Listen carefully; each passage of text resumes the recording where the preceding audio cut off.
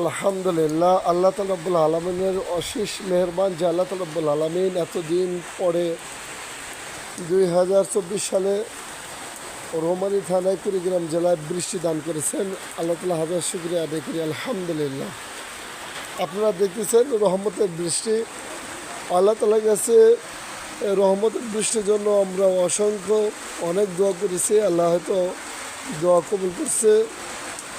আজকে আমরা সেই দৃশ্য উপভোগ করতেছি ইনশাআল্লাহ, আলহামদুলিল্লাহ। আমরা দেখতেছি রহমতের বৃষ্টি।